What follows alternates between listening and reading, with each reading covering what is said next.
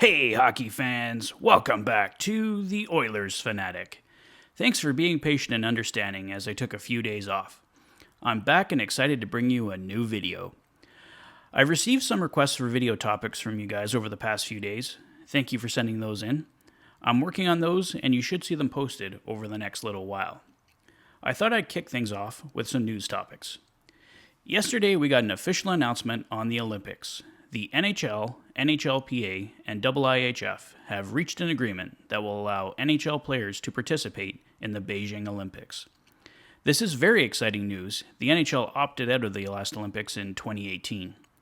Some players from the Oilers that are expected to at least be in consideration for Team Canada include Connor McDavid, Darnell Nurse, and Zach Hyman. I'd say McDavid is a lock, Nurse has a strong chance, and Hyman, it will depend on his chemistry with Connor. If they are really clicking, I think there's a strong chance he gets an invite as well. Leon Draisaitl is a lock for Germany, and I think there's a strong chance we see Jesse Puljujärvi represent Finland. As exciting as it will be to finally see Connor in a Team Canada jersey at the Olympics, there is always the scary chance that an injury happens and you lose a star player when they aren't even playing NHL hockey. But realistically, that can happen at any time, and whether it's playing NHL or Olympics hockey, no one can control or predict it. Just have to hope for the best. And of course, COVID remains a factor.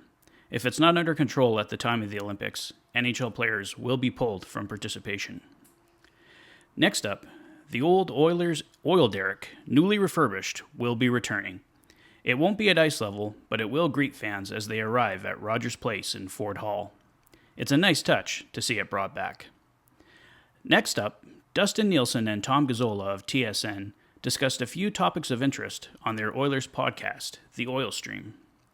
First up was Kailer Yamamoto. Tom Gazzola is reporting that the Oilers and Yamamoto are at a stalemate. Contract numbers weren't discussed, but you have to think the Oilers are sitting somewhere around $1.5 million, and my guess is Yamo's camp is probably closer to $2.5 million.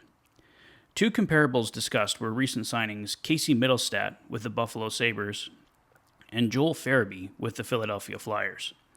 Mittelstadt got a 3-year deal at $2.5 million per season. He produced 10 goals and 12 assists for 22 points in 41 games played last season. Farabee got a 6-year extension at $5 million per season.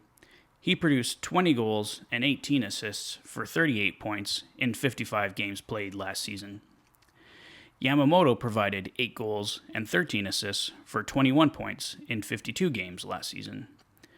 The closest comparable for Yamo was Mittelstadt, but Mittelstadt is also a center, and the Sabres and Oilers are in very different positions, expectation and cap-wise. Other than holding out, which will really only hurt him in the long run, Yamo has no leverage. There are times to fight for more money. This isn't one of them. For everyone's sake, let's just get a deal done. Nielsen and Gazzola also discussed some PTO options for the Oilers. No names that we haven't heard before. Two of the names mentioned that I think have the strongest chance of coming to pass are Tyler Ennis and Tyler Bozak. Ennis has the versatility to move anywhere in the lineup, and Bozak is another right-shot center the Oilers could use for depth. On defense, I would go with Jason Demers and Eric Abranson as my top two guesses.